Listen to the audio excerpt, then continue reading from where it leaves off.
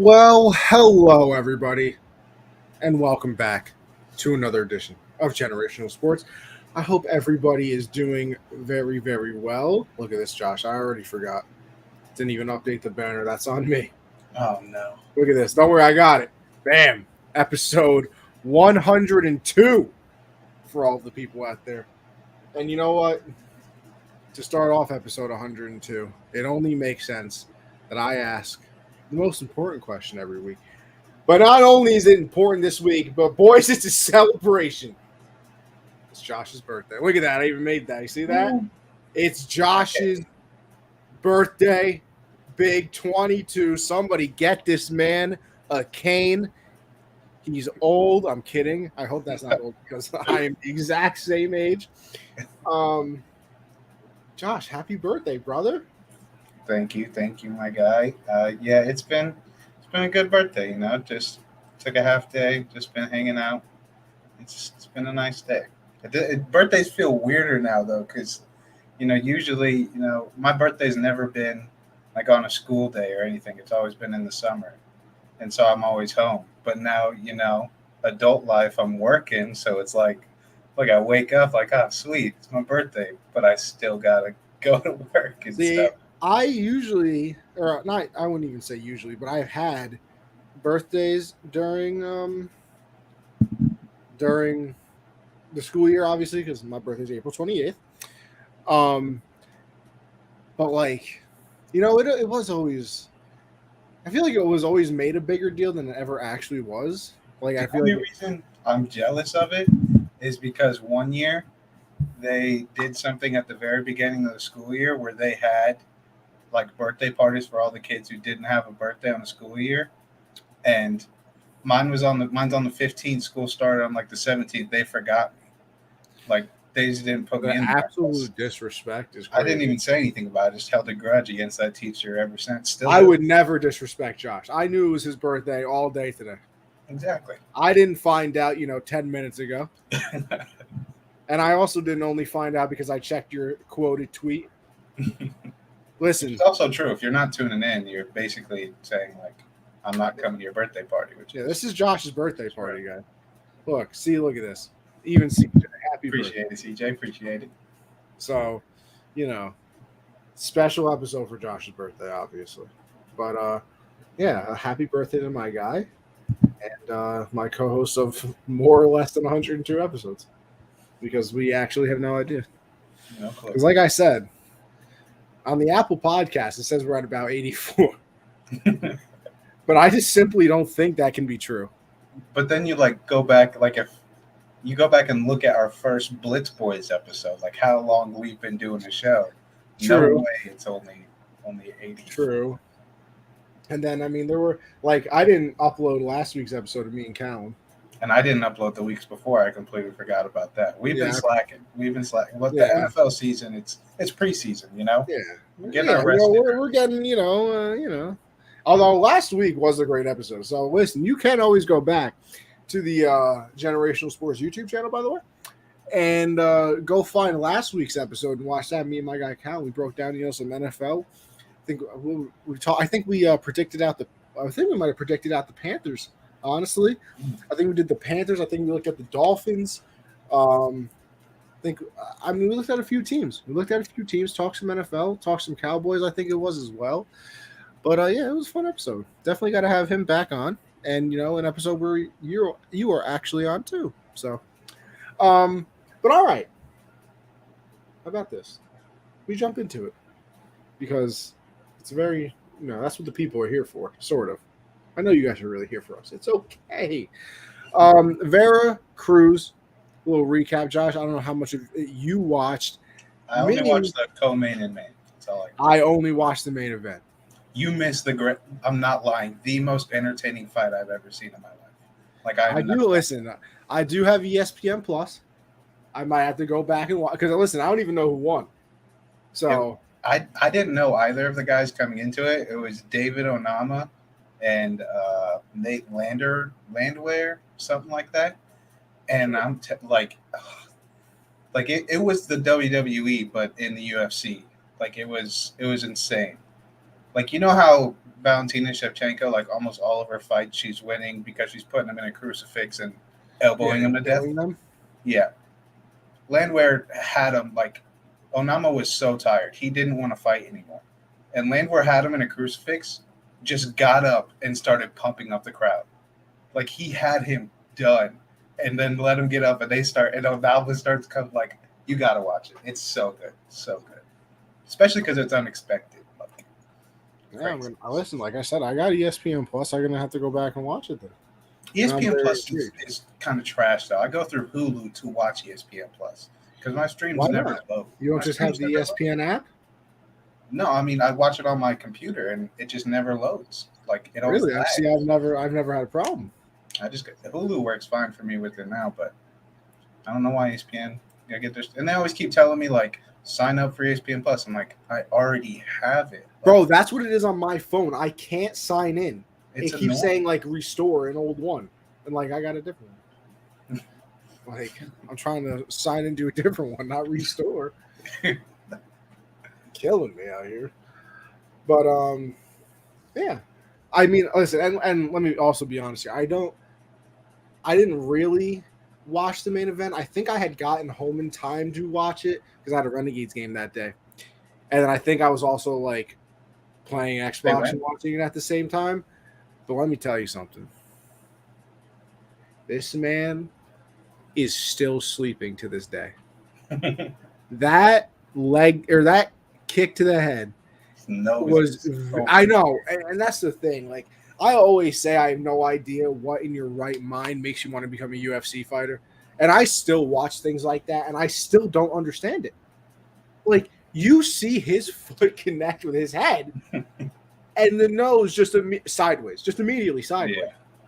Yeah, like, insane. Like I feel like every fighter breaks their nose every fight. Like there's no like these people got to have like their nose bone got to be just dust. And like they unless it's like like when Kai Kara France got kicked in his liver and his body shut down, like that's when they show pain. But they're getting their nose broken and you don't see a lot of pain, like no wincing really.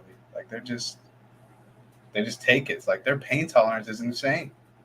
Seeing that reception, I feel like this is low-key like a setup, and that's not an actual person, Josh. I don't know why. It's Christian. It's a setup for sure. See, that's what I'm saying. Like, I don't want to say the last word. Is that like an NFL player or something? Yeah, to see a catch by an NFL player? No, sorry, didn't. Yeah, listen, maybe you're being serious with me, Christian, right now. You probably are. But I don't know who that is. I don't recognize the name. And knowing you, anything can be a setup for like a, your. Well, is that like, or for like, no, because that could be like a. That's what I'm saying. Yeah. That's why I'm not saying the name. That's why I'll go for it. Who's forcing? Yeah. I'll take the bait. I'll go for it. Yeah, I mean, you gonna roast the birthday boy, Christian? That's facts, Christian.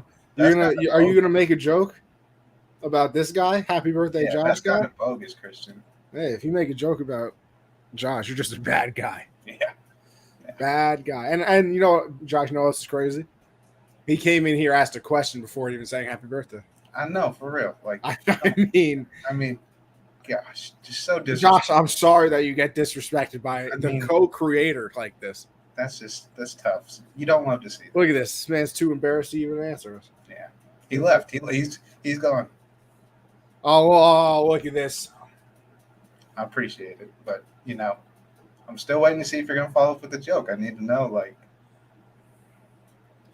because I can hear the joke in my head. Like I know what it was. Yeah. I kind of got it now, but like I read that and that's what I immediately thought of. Now that can say one of two things: my mind, messed up, or I know Christian too well. Right. Right. But But anyway, yeah, that kick was brutal, and yeah, I thought he was winning the fight too. That's the crazy thing about Cheeto. Like that's been his last few fights. Like he'll get like the same thing. That was what Rob Font was doing to him. Rob Font landed like 115 shots in the first round. He was piecing them up, but then Cheeto he only has to land 15 to 20 real hits and you're done. Like you're not gonna win. Like he wasn't landing on Cruz too much that fight. Cruz was always forcing the action, was landing some combos and got out of there.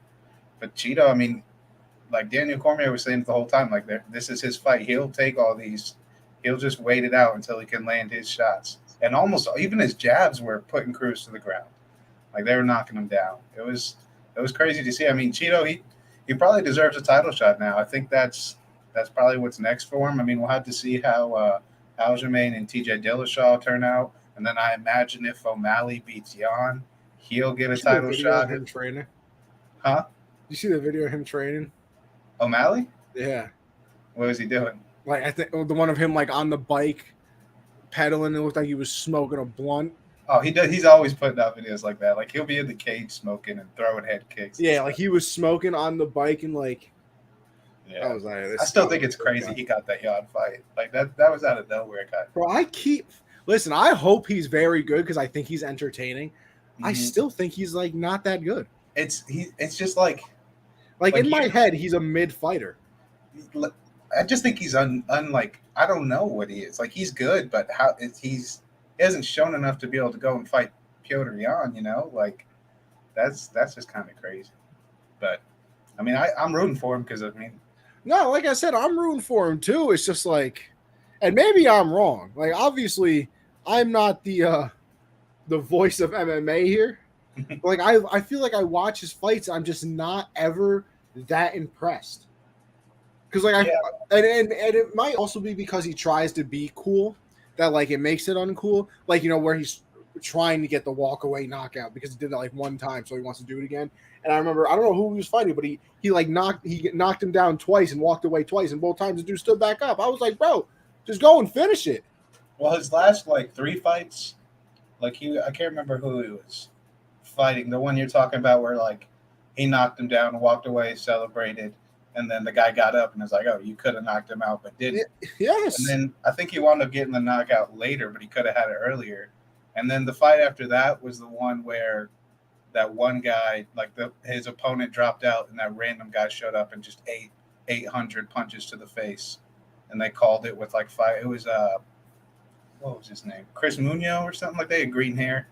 He took like 800 punches to the face and was just in there. And then it was the Pedro Munoz eye pokes. I mean, his last 3 fights, it's like, how do you go from like, okay, impressive win, you beat a no-name guy who took the fight on week's notice, you lost by DQ because of an eye poke, and now you're fighting the guy who held the belt for like a good part of the past year or so, that arguably could have won it back last time, and you just get that shot. And that Cheeto didn't get that shot. Like Cheeto got Cruz, and Cheeto beat O'Malley, and he didn't get Jan. Like that's some crazy stuff. But I like Dana's got something planned. Maybe Cheeto O'Malley rematch if O'Malley wins something. I guess. I mean, it's like I said, I don't know. I'm hoping. Like I said, I hope he's good. We go over though to UFC 278. And Josh, I have the main card pulled up right here. Let me share the screen real quick for the people so everybody can see what we are talking about. And I'm not gonna lie, Josh. And once again, this can be because I don't know everybody. I'm a little underwhelmed here. Yeah, this card isn't. I mean, but obviously, Usman, I'm there. I like the dude. I don't hate him. I feel like a lot of people just don't enjoy him. I like Usman. Dude's a dominating champ. Not everybody has the the personality of McGregor and all these great sellers. Like that's not him. And also, I guess I kind of like it because at least he's not forcing it. Now there are some cringy clips of him, trying to say some things and like sound cool that like really kill you. But he is who he is, and he's a dominating champion, and I respect it. So I'm excited to see him fight, no matter who it's against. But like everybody else on this card, Josh, I'm good. Yeah, I mean, Paulo Costa, Luke Rockhold, that one's going to be kind of interesting because last time we saw Costa, well, past 2 times we saw him, I mean, he didn't really take that step. He lost to Adesanya, and then he fought Vettori, and that fight was kind of like, eh. I mean, Luke Rockhold's kind of a legend of the sport, so, I mean, this one's just kind of like, can Costa get back to that championship competitor? Well, like, here's my thing. This is the second to last fight of the night. Like, why is Aldo? Like, why is Jose Aldo not even above this? That's kind of confusing to me. Like, yeah, I would rather have Aldo, and I'm not even. I'm not even gonna attempt to say that dude's name. Yeah, I'm not sure how to say that either. But I mean, two ranked guys in the top 10 versus, a ranked That's what I'm guy. saying. Like this dude, number 6 versus not unranked. Yeah, Like, what are we doing? yeah, I'm not sure about all that, but I mean, this card in general, like you said, it's kind of underwhelming. I mean, not too, but it's also weird because you see how stacked 280 is going to be. They're talking about John Jones versus Francis Ngannou for 282, like, and then it's like, I mean, look at this. I mean, even listen, I'm kind of excited about this fight night right here. yeah. Gone to Ivas. I'm there. Like, why not throw that on this? Why not throw that on? Like, that's a better main and co-main than the pay-per-view. It literally is, though. That's the sad part. And then, did you hear that the 279 between Diaz and Khamzat? They might not even add a co-main. They might leave the card. I saw. Like, that's. I saw. Like, I get it's Nate Diaz and Khamzat's up and coming, but that's what you want to be. No, like, Johnny Walker just got his face like rocked in his last fight. That guy doesn't even have a picture, and that's your co-main for a pay-per-view. He said this guy doesn't even, and nobody's ranked. That's a created character. Like, he's not real. Johnny Walker is the only ranked person. I mean, and this dude. Like, what are we doing here? $79. Listen, all I'll say is it's a good thing that there's. I mean, I pay for every fight. Shout out Streams East, man. I pay for every fight. So, yeah. But see, look at this. I would never miss Josh's birthday party. Thank you, Clayton. Thank you. Divalishvili. Divalishvili. So that's easy. Yeah, I'm not. Aldo's piecing them up. That's all we know. Aldo is back in his prime form. So, and I'll take credit for that because the one time I doubted him, he's just been piecing guys up. So you're welcome. Crack streams used to be it, but like I feel like it doesn't work too well anymore. You gotta go to sportZZ, man. sportZZ has all. That's all I'm gonna say. I think I use weak streams. I got multiple because I'm a degenerate. Yo, let me tell you something though that made me so excited to spend money. I got the email today to re-up my NFL Sunday ticket thing. I think I'm getting that this year though. I think I want that or Red Zone. I'm not sure. See, I get Sunday ticket because I can't actually get Sunday ticket myself because I don't have Dish or whatever the hell it is. But I can get it through my school somehow. Like with my school email, like I can sign up for it and I get it, and it's only $100. Damn, that's awesome. And I mean, I am the only one that's allowed to use it. Like, I mean, obviously, I could give my password to somebody else, and they can, but like, you can't have multiple people on at the same time. Like that version's about $350. Well, I'm good on that unless somebody's paying me to split it. The illegal bookie I use all the games and fights free on the live betting part. Oh yeah, you Californians don't have legalized sports gambling. I was gonna say, I was like, why are you going through illegal? But yeah, I guess if you don't have illegal gambling, you can't really. Look at that. New York, another one up on California. I mean, typical. I'm not even surprised right now. Not even surprised. I can't really argue Illinois a better state because Illinois is one of the worst states out there. So. I said one of the worst states. It's like Chicago and then corn. That's all I can think of. Taxes here are crazy, bro. Are they? Crazy. Low-key did not know that. Josh, did you take your game out of the NFL or the NBA? Yes, because I took it out because as I was making it, I thought about like making it a little bit different and better, but I didn't finish all the questions. So, because it's going to be so, well, I'll ask one of them that I was going to do. All the Kevin Durant news. Would you rather have Kevin Durant, like if you had to like give up your assets, like a team that if you could have the chance to get Kevin Durant, giving up your assets, or like someone from the future is like you're guaranteed to have the number 1 pick next year. I'll take KD. Really? Like even if because the prospect for next year, I've talked about him on a show before. Victor Wembanyama, he is insane. So I mean, He that's could be insane. And you don't know, but then you're playing a game with KD.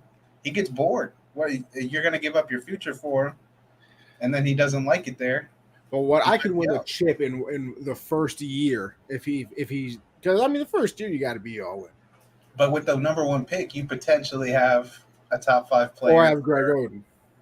Right, but I mean, are you taking? You got to take chances with either That's side. what I'm saying. I'm not taking the risk. I'd take the risk with the number 1 pick. I'm taking maybe this. Listen, this could also be the baseball fan in me, but like prospects and picks and things I feel like don't entice me as much as they used to. Because this is an interesting question, because none, I'd say currently, because go back to like who was 2012? Was that AD? I think that was AD, and then you had Anthony Bennett. And then a lot of misses. Markelle was a miss, but you look at guys like Cade. Paolo, Anthony Edwards. You don't know. KD's a 1 of 1, obviously, but he's also in his 30s. So you're not getting a 22-year-old KD. I'll take a. Paolo's 20 years old. I'm taking, if you told me Paolo or KD right now, I'm taking Paolo. I'm taking the risk on the potential over a rental. I'm taking the risk on potential over a rental. Yeah, but how do you know it's a rental? I think, he had Steph Curry, Klay Thompson, Draymond Green, won back-to-back rings and left. That's how you know it's a rental. I think there was some drama with Draymond and but still, that's the perfect situation you could be in. He's a rental. Kyrie, James Harden, he sent James Harden back in, and then said, "You know what? I don't think coach that I wanted, fire him or I'm gone." Because the more I hear about it, though, I think KD really liked Harden, but Harden hated Kyrie. Because is that report true that he wants to go play in Philly? Wouldn't you want to go play with Joel and James Harden? Yes. Okay, but if he hated James Harden that much, why would he want to go play with James Harden? I don't think it was ever that he hated James Harden. I think he realized, hey, us 3 out here, we can't all do what we need to do. I think it was more like James Harden said, Kyrie's not even trying anymore. Screw you. I'm not trying either. Get me out of here. That's what I think it was. I don't know. I think Kyrie destroyed the Nets' chances of anything. No, I completely disagree. Oh, no. This man. I think giving up Jared Allen, Karis LeVert, and all those other guys for James Harden is the KD Kyrie with great role players that just made the playoffs. Listen, I agree with that 100%. But they made the trade. And how many of us were like, KD, Kyrie, Harden on the same team? That's going to be absolutely unbelievable. Nobody's going to be able to stop them, whatever. And then this man, Kyrie, was like, yeah, guess what? I'm not getting vaccinated. I'm not doing this. He rolls his ankle in the playoffs. Harden gets hurt in the playoffs. And it's just KD versus the Bucks. And this man is a size, 13 instead of a 17 away from going to the finals. Yeah.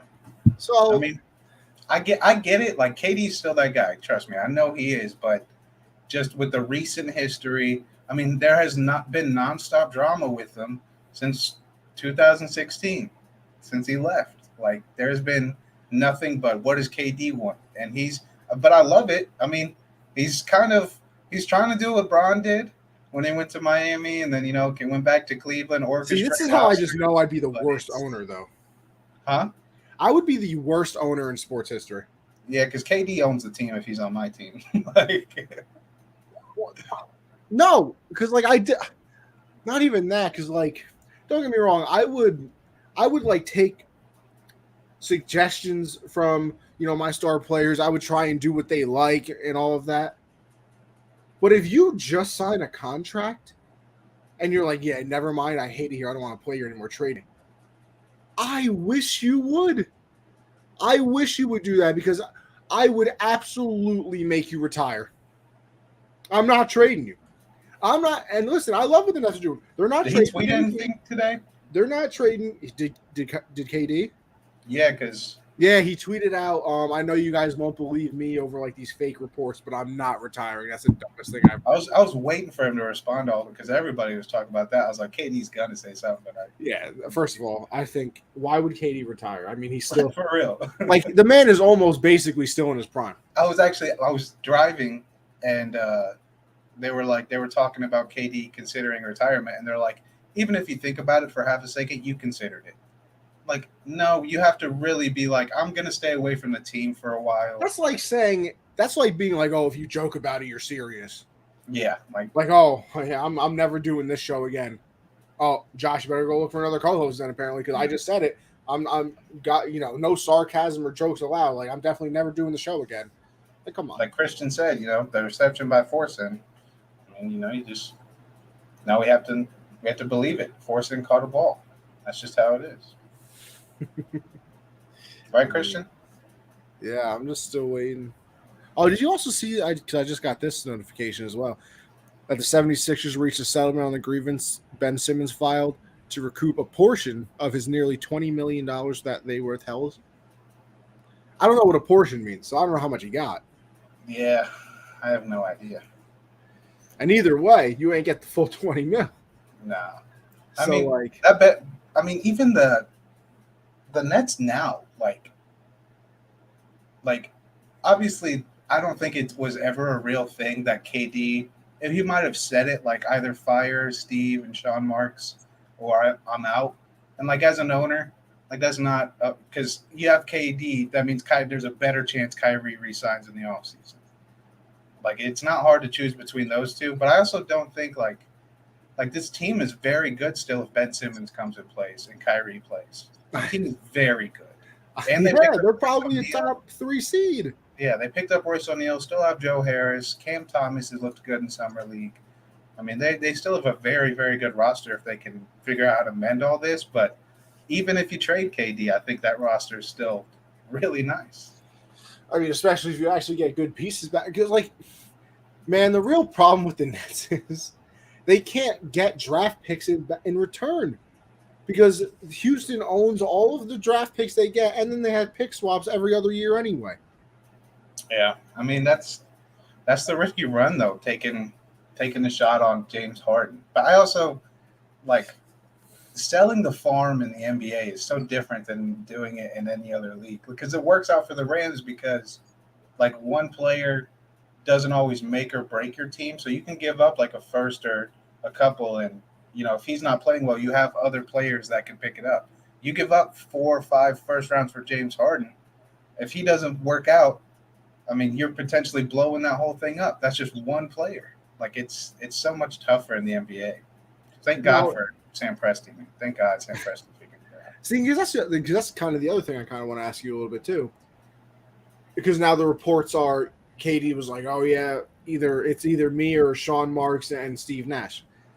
Now, originally, I heard that, and for some reason, I forgot that Sean Marks was a GM, and I was like, oh, Steve Nash, it's been a good run there, buddy, because, listen, he's not Greg Popovich. It's not like Tim Duncan came out and said, yo, listen, I can't stand Greg Popovich anymore, so I'm going to need to get him out of here. And they were bad without KD or Kyrie. That's how you know he's not an amazing coach. They were not good. Of course. No. It's Steve Nash. Let's calm down.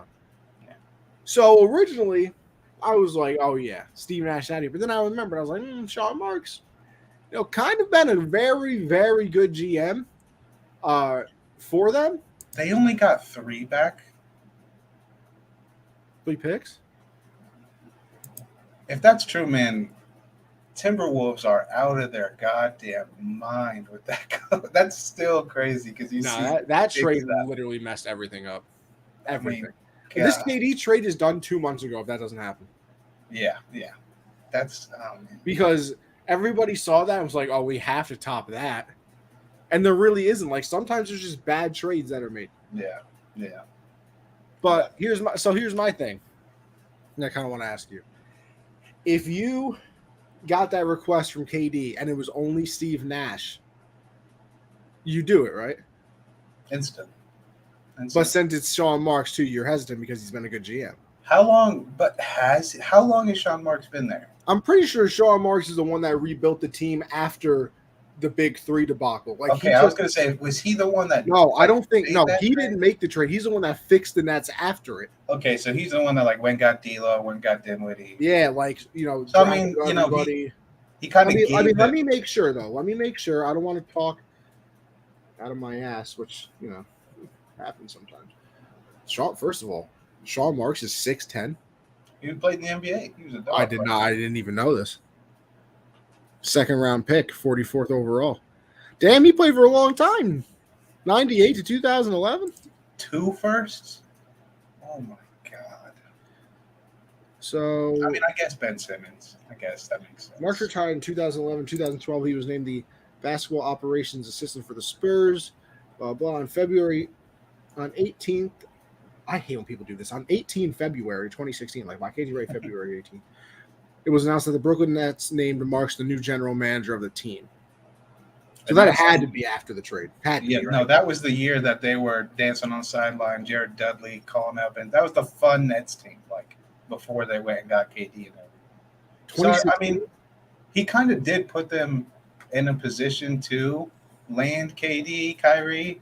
So as an owner, you're kind of like, thank you, like for getting me out of that hole. Like when a guy does that for you, you don't want to be like, but you got us here, but you got to go now.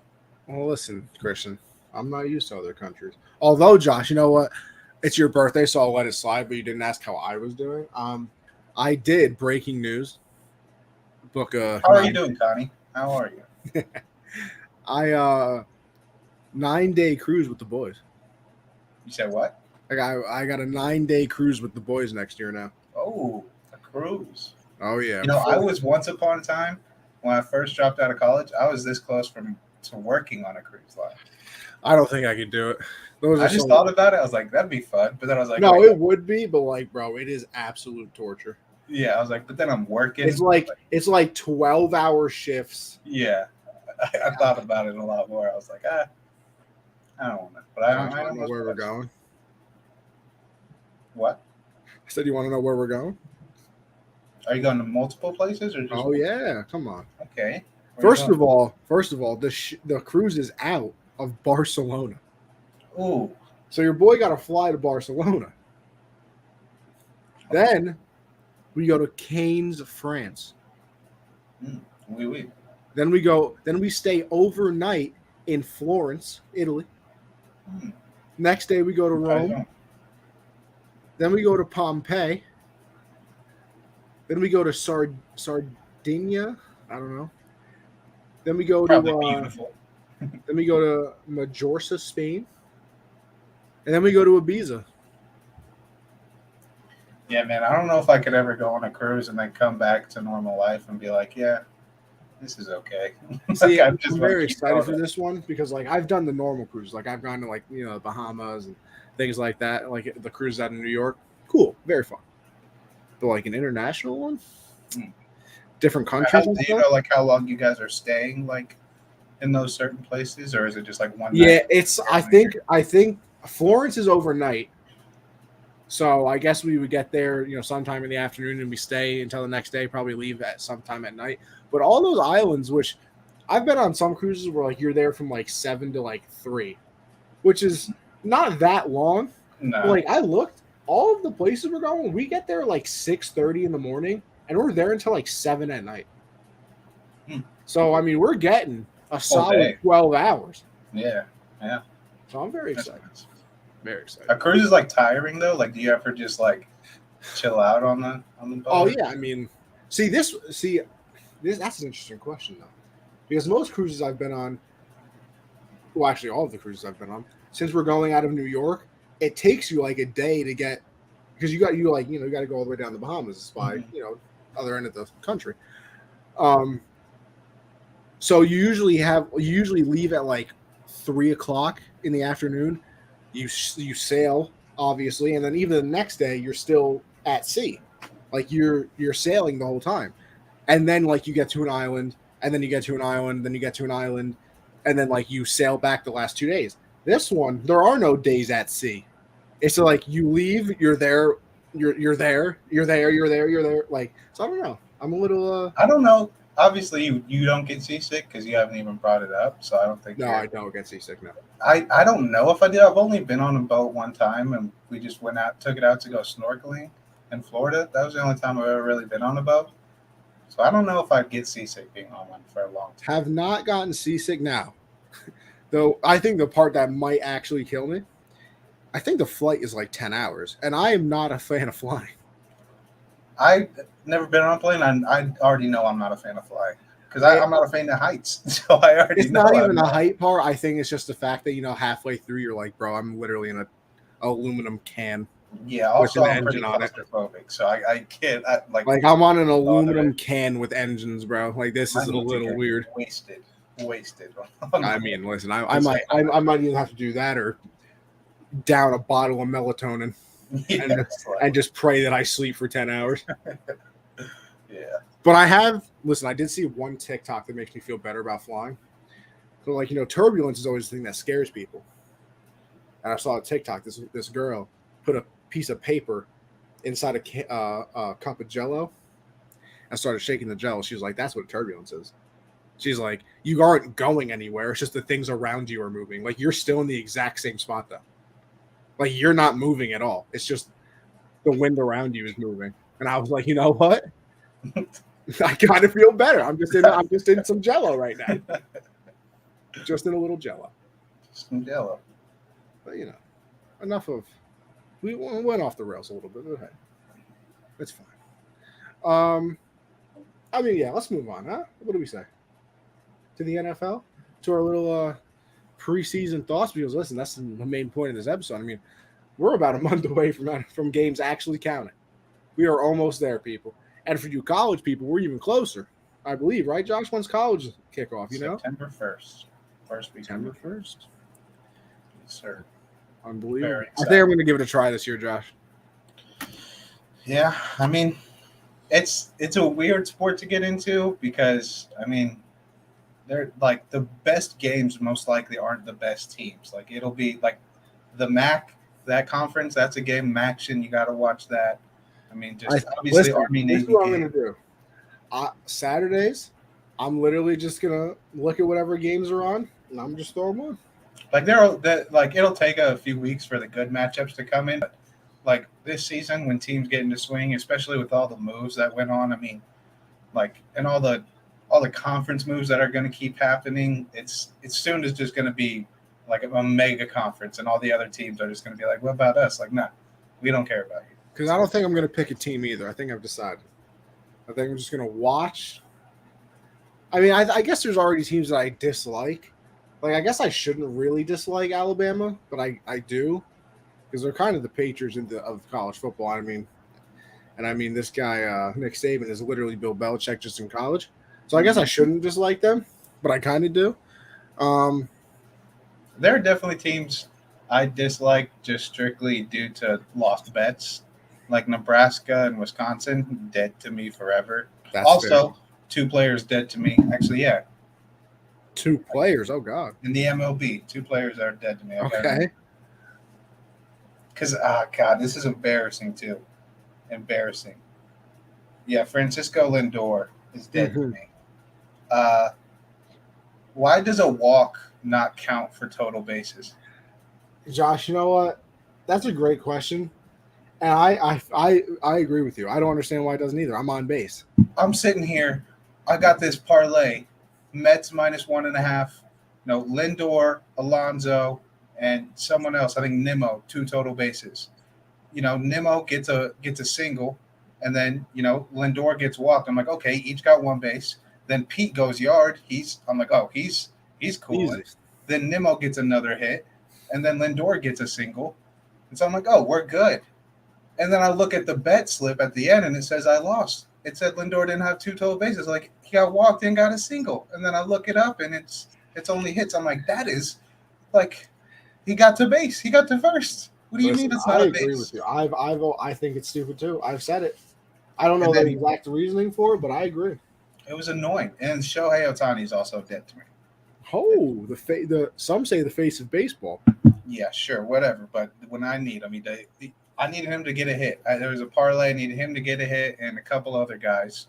and he doesn't get a hit, and the next night he hits 2 home runs. I'm like, get out of my face! Like, you're dead to me. I hate you. Dead to you. Dead. Dead. Dead. I don't blame you. All right, let's get into the preseason though, because it's been 1 week and everybody thinks that they know everything about their team already and who's good and who's not. I have not watched much preseason. Saturday, like I said, I had to work, so I missed a lot of the games. And then I did watch. I mean, like I said, I watched the Hall of Fame game. I tried watching the Patriot game, but I was also at work while that was happening. So yeah, I haven't seen too much, but I mean, I've seen some highlights. Obviously, everybody saw the highlight of Pickens just absolutely murdering a corner. I mean, just demolished him. It's I believe very annoying. People being like, "How did they let him fall? How did no one?" Everyone was saying the injuries were a problem before the draft. Everyone was, and now they're like, "How did they let him fall?" Like, how.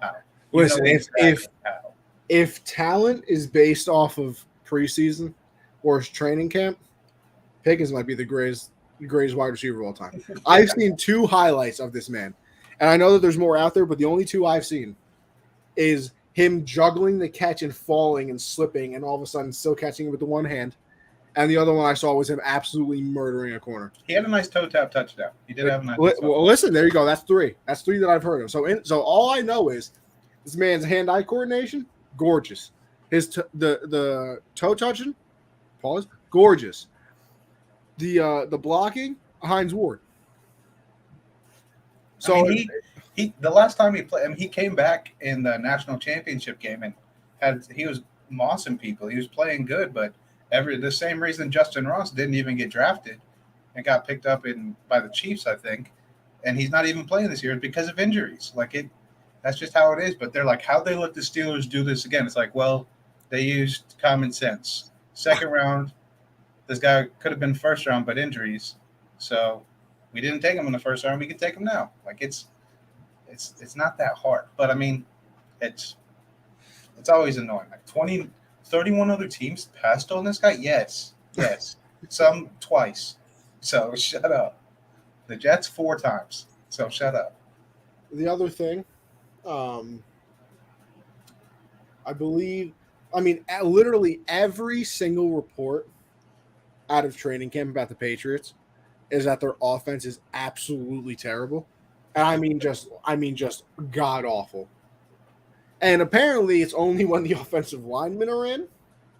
But 7-on-7s, they apparently walk down the field with Mac Jones. I mean, just body in the defense. And then when they put the O-line in, So that worries me in multiple ways, and it's also semi-decent because, it's worrisome to the point of 7-on-7s, you're getting bodied, which means does that mean the corners and others can't cover? Usually 7-on-7s, offenses are just going to cook the defense. That's okay. Just, well, let me be pessimistic real quick. Does that mean they can't cover? And then on 11-on-11s, does that means our offensive line is terrible? No, 7-on-7, it's more like you're the defensive guys. It's really not fair.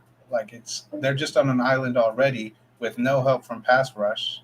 And the quarterback has all the time in the world. There's obviously a shot clock. You don't get to sit back there until someone's open, but it's usually set up for the offense to get the looks they want. But I mean, it's not a good sign when the thing they're hyping up is 7-on-7. Hey, our offense on air, we're looking good. But like I said, here's the other thing. Then you get the other reports that apparently the defensive line for the Patriots is the best part of the entire team. That's good news. Now it's all right, is the defensive line that good that our offensive line is terrible? Or is our defensive line great and the offensive line is terrible? Even there's no one. Well, your offensive line isn't that. Your offensive line isn't that good anyway, is it? I mean, it's usually. You picked up that guy, Cole Strange. Yeah. Yeah, that everybody else had a 3rd round mark on that. Yeah, Sean McVay was like, I thought we'd get him. Yeah, in the 3rd round, he thought he was going to get him too. I mean, I don't know. Mac Jones is, the 85th best player in the world, so I wouldn't be too worried about it. too worried about it. But I mean, honestly, shout out Bailey Zappi. Well, actually, shout out James White. Speaking of the Patriots, Facts. Can't believe my man retired. I have I have newspaper clippings from all the Patriots Super Bowls that they've won. Of course, I don't care about the losses. Who doesn't? Who cares about losses? But one of the newspaper clippings, James White front and center, epic comeback. NFL. Oh no, what does it say? Pats overcome 25-point deficit to win Super Bowl in OT, and that man was that the only OT like in Super Bowl history? Because I remember they were saying it's the only like game winning OT. I was like, well, that's the only way to win in OTs. It's a game winner, so that has to be the only overtime. I didn't know that. That was the first overtime Super Bowl history. I didn't know that. That's pretty crazy. That's like the ultimate brag, like the only overtime in Super Bowl history, and I walked it off. Like, I was a little surprised he retired, though. I mean, I guess the body's breaking down a little bit because, I mean, he's been that receiving back for so long, and he's definitely gotten beaten up. But he did just sign like a 2-year contract with them. Mm-hmm. So I was just a little surprised. But, I mean, and listen, to kind of come full circle on the Patriot thing, though. They put up, 21 points and like 300 yards of offense in that preseason. I bet on the Giants, though. I ain't going to lie. I I don't blame you. They marched down the field, man. I thought it was over. I was like, damn. And Bailey Zappi. I told you, Bailey Zappi, best season in college football history. You might look out, Mac. He might be 85, but Bailey Zappi might be top 50. You can never know. Zappi might be one, you're saying. Yeah. But Josh Allen, who? Patrick Mahomes, who? I mean, I want to talk about preseason, but now I just want to get into this top 100 list, to be honest. Actually, let me get my winners and losers of the preseason. Oh, we have winners and losers of the preseason? Kind of. In a way, I just really want to show how bad of a coach Matt Rule is. That's really the whole point of winners. You're not giving your guy a chance, bro? Well, Malik Willis looked really good. He had that nice running touchdown. I did see that ball. He threw a ball on a rope up to the sideline. He looked good. Desmond Ridder had a game-winning drive. He looked really nice. Kenny Pickett threw a game-winning touchdown. Who else? Who are the other rookies that went out? Sam Howell almost came back and beat us playing that whole second half. Came back from 20 points. Who else played? I think that's all the rookies. But, yeah, Matt Corral got thrown in the fourth quarter after they blew a lead to throw 9 passes with 5 offensive linemen who won't be on the roster next week and just looked awful. And now all the reports are like, yeah, Matt's not going to have a shot this year. Like, no shit. They gave him 2 series. Well, he should have got the whole second half. Why is P.J. Walker playing so much? We know he's not the guy. We traded up to get this rookie, but let's give him, 2 series in the fourth. Well, I mean, he wasn't going to play this year anyway, though. You got to think. You go out and get Baker. He's not playing. But you got to let him get his feet wet. Like, let him do something. Like, you can't just throw him in the fire like that, because if you're going to do that, then he's never good. Like I get, you sit back and watch, but he's not Patrick Mahomes watching Alex Smith. He's not Aaron Rodgers watching Brett Favre. He's watching Baker Mayfield and Sam Darnold fight for their careers. He's not watching some amazing veterans. He's watching. You're making a hell of a point here. Watching Ben McAdoo call plays, Matt Rule fight for his job, and 2 quarterbacks fight for their lives. Like, Josh, you're making a hell of a point. I can't even argue with you. It's not great. It's not great. I mean, Baker looked okay. Unfortunately, Sam looked okay too. PJ was wheeling and dealing, though. I mean, I'm not going to complain seeing PJ too much, like, for his sake. I mean, I like him on the roster. He's a solid backup. But, I mean, like, you just see Malik Willis got basically, 2.5 quarters. Kenny Pickett got most of the second half. It's like he didn't even get a shot. So I hope in this second preseason game, like, who cares about Baker and Sam? Baker's a starter. Sam's a backup. You already know it. Give PJ the first. Let's see what Matt Corral can do. Like, why did we trade up for him? Let's see if he can play. I don't care who starts. I just want the best quarterback out there. I don't care if it's Baker. I don't care if it's PJ. I do not care. Just put the guy who's producing. And how do we know if Corral can produce if you're giving him 9 pass attempts? He went 1 for 9, by the way. 1 for 9. I can't wait for the return of the pick segment. It's gonna be a rough year for me. I'm afraid. You think you're picking your boys every time again, huh? I don't know. It's going to be a vibe kind of thing. I think it's Oh, just yeah. going to be a vibe. Listen, I want no, because I want zero excuses. There will be no excuses. I'm winning this year, so I don't even have to Well, I mean, listen, think about listen, excuses. I don't want to get ahead of ourselves. Because I said the only way I was picking the Panthers every game was if we got Russell Wilson or that guy in Cleveland, and I don't even care about that guy in Cleveland. Glad we didn't get him, but we didn't land Russell Wilson either, so I don't have to pick them every game. But like I said, that's what I'm saying. If you do, I don't want any excuses. I'm not though. I am picking them week 1 because I truly do think we're going to win that game. Do you? Just because I think Baker's revenge game. I'd be stupid not to pick my quarterback in a revenge game. Like that would be just disrespectful.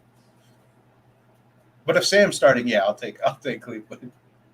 Josh, I'm looking right now at our good old fashioned, that thing I made every week, like the little The pick graphic. segment thing that I made every week. Mm-hmm. I'm looking at it right now. It's just giving me goosebumps thinking about picking it. Maybe maybe you know what, Josh? Maybe I'll try and reconfigure it this year and put our record on it as well. That's good. So, yeah, because I've sucked at it the past 2 years. I don't know how, because I do it as we're writing it, but sometimes we'll switch up or I'll just write it over the wrong one. But, yeah, need to find a more efficient and accurate way to keep score. Maybe. Because last week kind of did. It came down to the last 2 weeks of the regular season. Yeah, it got close. And I had to take risks in last week. I had a shot, but I was not proud that I let it get that close. yeah, because I was down big for a while there. But I'm promising all my fans out there, it's different this year. Oh, it's different. It's different. I'm locked in. Look at that. I'm updating it as we speak. I already have it week 1 picks instead of week 18 because that was the last time I looked at it. Nice. This is going to be a magical season. I can feel it. Although, Josh, I'm looking at it right now. I got to update a logo. This says Washington Football Team. Oh, no. I got to get the new Commanders logo. Commies. Yeah, that just simply doesn't work. This is not good. Not what you want, some would say. They're going to be so annoying, though, with, like, Washington as a commanding lead. They're commanding this game. Like, that's going to be so annoying. I already know. Not wrong. I didn't even think about that. It's going to be very annoying. Ugh. It ought to be something. All right, before we do get to the top 100 list, though, we got to talk about what is quite possibly the greatest Hard Knock season of all time coming up. Because let me tell you something. If I was not a Patriot fan, and this was my first year getting into football, and I didn't care about winning or nothing like that, I'd be a Lions fan for Motor City, Dan Campbell. Absolutely. That man, I love the guy. Motor City Dan Campbell, man. David Tepper needs to fire Matt Rule and be like, hey, Dan Campbell, I'll give you $500 million. Come coach this football team. He's worth every penny. Kid me's doing 40 up downs. Doing 40 up downs with the squad. With the wrist hurt, man. The wrist taped up because he fell over the dog gate. I've been there too. I've related so heavily when he said that. I was like, man, that's the worst fall. You got the coaches going back and forth with each other. Yes. Bro, this man, the offense didn't do anything for like 20 minutes. All of a sudden the offense does one thing. Man comes running, chugging down the sideline. You forgot about me? You think I left? I said, okay. Did you watch last season's with the Cowboys? Yeah, and it was awful. So bad. It was so boring. So, but like I tweeted out, that opening speech by Dan Campbell, just hyping up, was more entertaining than any second of the entire last season. Like, and I'm so mad because I wanted to remember it, but he said something during that opening speech that I was like, you know what? I'm gonna listen to that all the time. He said a lot of stuff. Oh, listen, no, I'll tell you the best part of the whole speech. He said, that light at the end of the tunnel, you get excited, and then you find out it's a freight train. Yeah, and I was like, okay, Dan. I like the energy. I like where we're coming from. The best. And then Aiden Hutchinson, I mean, he got out there, the Billy G, man, that was nice. He was killing it. Billy G killed it. And then this man is lined up on the edge. TJ Hawkinson just absolutely destroys him. And you could tell the media was trying to get Dan Cameron to be like, yeah, we kind of need to address that. He's like, it's good for him. It's good no, for that's him. what he said. He was like, yeah more it'll go in the memory bank. He won't do it again. Yeah, I love that because that's bad. I love that. They're in pads first day of practice. Yeah, hitting. And then Jamal Williams, too. Man, I love that. And you know what the thing is, too? And listen, I was watching McAfee. That's my guy now. Mm-hmm. I mean, every episode I don't miss now. And listen, if I miss it during the day, guess what? I'm watching all 3 hours at midnight. I was staying up until 3:30 to watch it. You're right. Should I? Probably not. But I am. And, he's saying, I've never even seen that. He was like, I've never seen a team in pads that early. And he said, guess what, though? Everybody on that team was in the pads. They're filming, so if anybody was really that upset, they would know. Mm-hmm. Everybody was just, and that was the other part, too, that really got me. He was like, you guys just got to believe in me. He's like, I want to make us better. Like, you just got to believe in me. And, like, I feel like you hear that sometimes, and everybody's like, look at this, get a load of this BS. Like, oh, just believe in me. But I think everybody on that team is really riding for Dan Campbell. Yes, they better be, or else he will, like, I don't even mean it sarcastically. He'll kick their ass. Like, he will fight them. That's why I get them from MCDC. Like that's how much they want, and I love it too. I never saw the Dan Campbell interview that with McAfee that they did the year he got hired. Yeah. And I watched it last night, and they were talking about the coaching staff, and he was like, "Yeah, well, I was putting together the coaching staff because with COVID, in case any of those guys got to get back out there, get the pads on." I was like, you know what, this man's got a sense of humor too. Oh yeah, it's the best. But I can't wait until especially did they? No, they lost to the Falcons. So, but that's going to be a hell of a locker room speech. That's because they lost it. They lost. Desmond Ridder threw a touchdown with 13 seconds left or something. So that's going to be a hell of a locker room speech. I was hoping they'd win so that it could be a hype. But I want to see them their first, the episode of them scrimmaging with another team. Oh, I want to see that so badly. They're going to kill each other. That's going to be amazing. Amazing. No, hell of a first episode. Did you see the teaser at the credits? Oh, yeah, the Cardinals. Yeah, D-Hop and them. I didn't even watch the Colts in season 1. I watched the first few episodes, and I never finished it, which I should have, because obviously the last couple episodes are probably the best part because they were filming the last part when they were losing all the games to not make the playoffs. So it's still available on HBO, so I'm almost tempted to go back and watch it and watch the debacle, but in a weird way, it makes me cringe so much knowing what happens now that I kind of don't want to go back and watch it. Yeah. Because they're probably going to be so passionate before game and I already know what happens. And it kind of just freaks it you ever watch videos that are cringy and you got the secondhand cringe and it makes you worst, dude. The worst. Oh yeah, I literally that viral video well, this one didn't really make me cringe. The viral video of the girl dancing in class. I didn't see that. Well, she's just she's doing a TikTok dance on the second day of school. I'm more cringing I don't know. I don't get cringed out when people just be doing random shit, but when people be in the back of the classroom oh, it's so dude, what are you doing? You're not cool. Cringe, I get that secondhand cringe and it literally hurts my body. Yeah, nah. I literally just can't. It gives me anxiety. Yeah, I'm can't do it. All right. Our last topic of the evening, the NFL top 100 list. Now, Josh, usually it comes out, the first 10. Yeah, 25 maybe at a time. Or what are they up to? They finished at 51 last night. Yeah, they did. They got only 50 more. I mean, Kamara was 51. Who was? Alvin Kamara. Interesting. I mean, the reason I put this on here really is because, I'm gonna look at the list real quick. I was gonna say I don't have. Is there a way I can pull up the full list? It's on NFL Network's Twitter. They have it in a whole thread. I know they have the thread, but It's a lot to scroll through. But like, I was hoping that they kind of just have like a list somewhere. Wait, is this? See, like, why But did I'll I tell you what I was thinking throughout the list.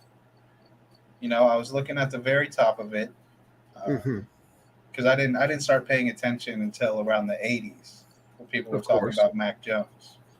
But I was looking at it, I'm like, oh, CeeDee Lamb 95. Like, oh, okay, so DJ is gonna get a pretty good spot. He might make the 80s. See Odell at 90. I'm like, oh, well, if Odell's at 90, DJ's like, he's gonna make it. Like, he's gonna be in a good spot here. We get to the 80s, no DJ. I'm like, wow, they're really showing DJ some respect. Some respect. We get to the 70s. I'm like, wow, no DJ. They're gonna put him top 60. Like, that's crazy.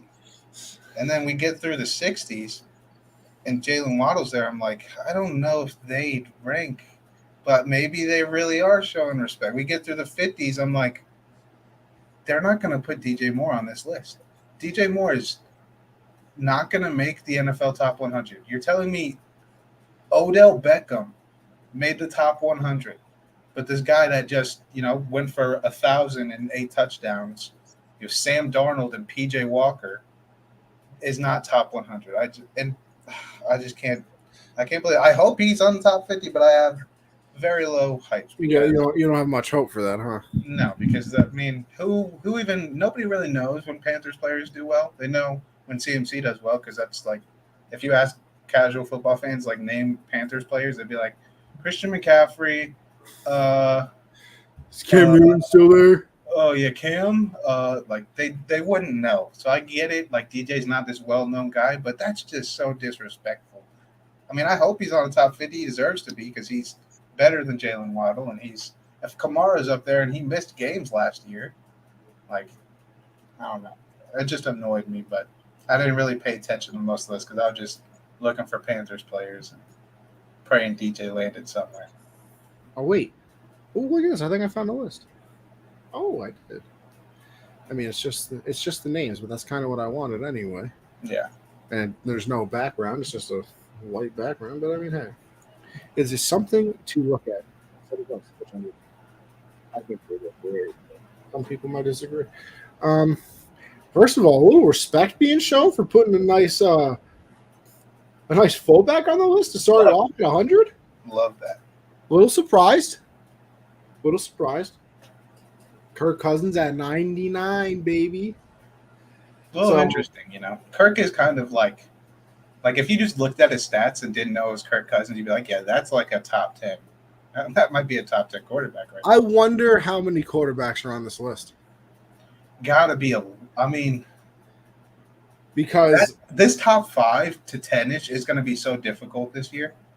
I think the top 10 is going to be like, because Cooper Kupp, Jonathan Taylor, and TJ Watt all have an argument to be number one. And then a quarterback probably. Yeah, and then the back-to-back MVP is still there. Like, you got Josh Allen, you got Mahomes. Yeah, Stafford. Brady. Like, it's going to be a tough top 10. But you already know Trayvon Diggs is going to be like sixth or something. I can't. He should have been on the list already. He's got to be ahead of Jalen Ramsey or something. Yeah.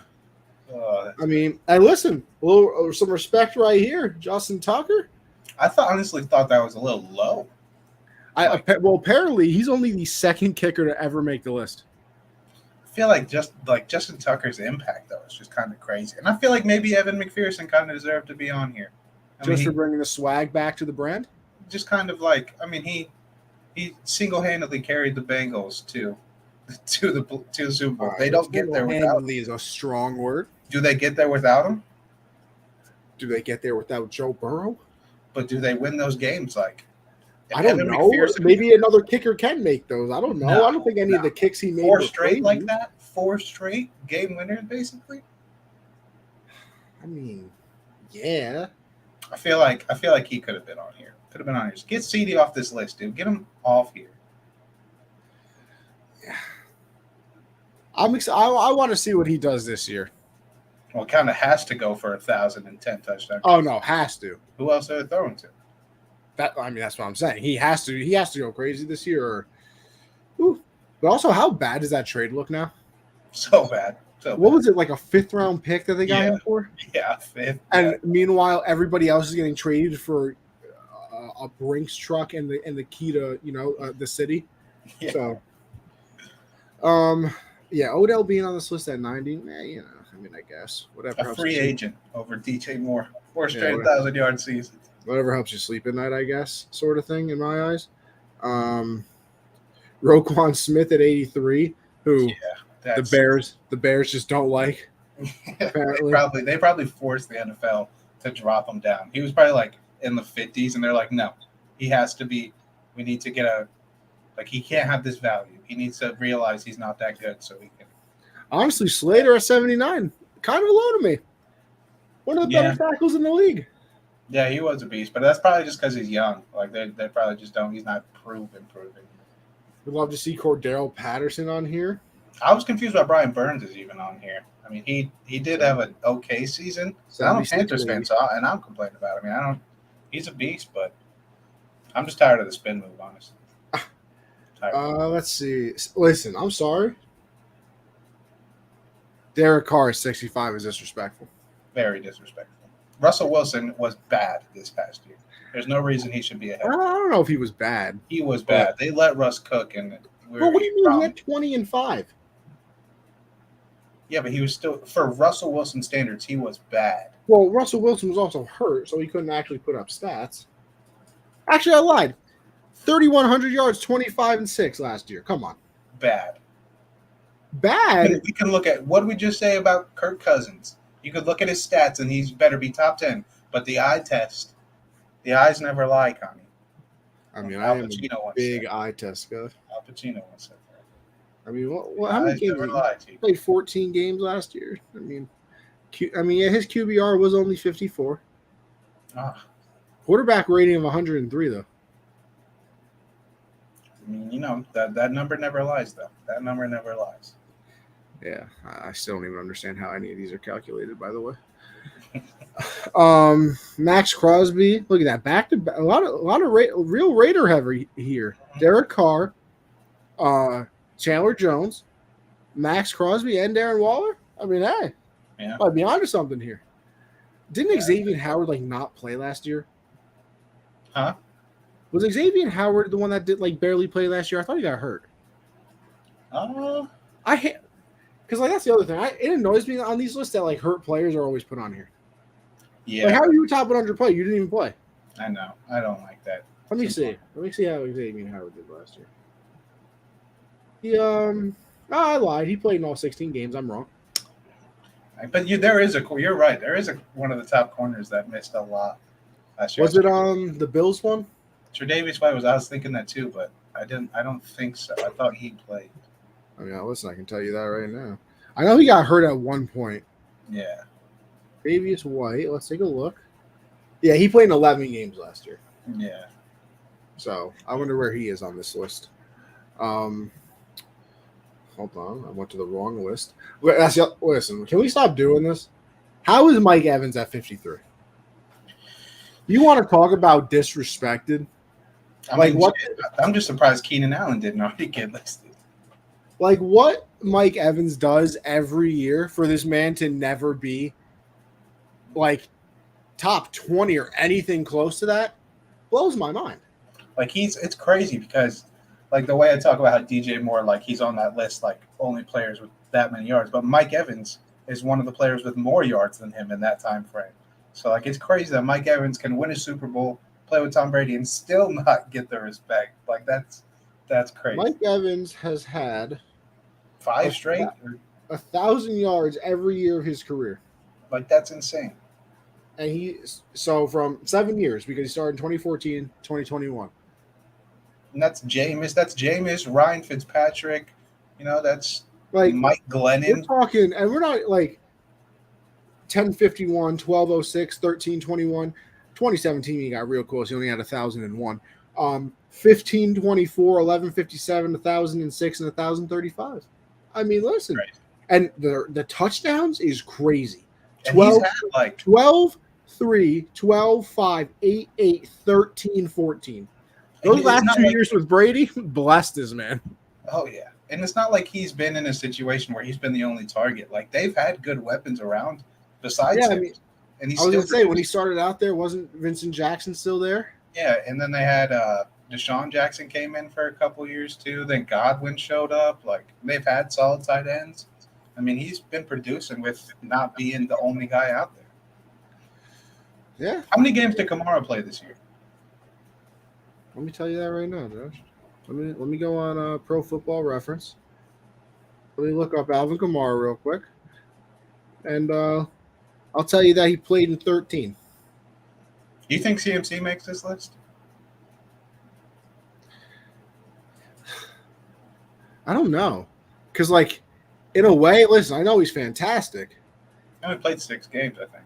But yeah, and like so Kamara had to have had more stats than him, or like are they still just going off of just straight respect of what he was? Well, I don't know, because I saw one of the players list they crossed out Justin Herbert for Kyler Murray.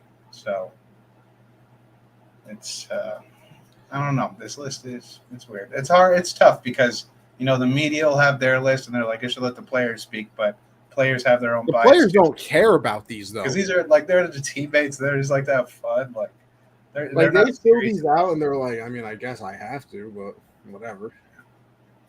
Like they're not filling these out because they really want to. Right. I mean, I don't know though. I don't know.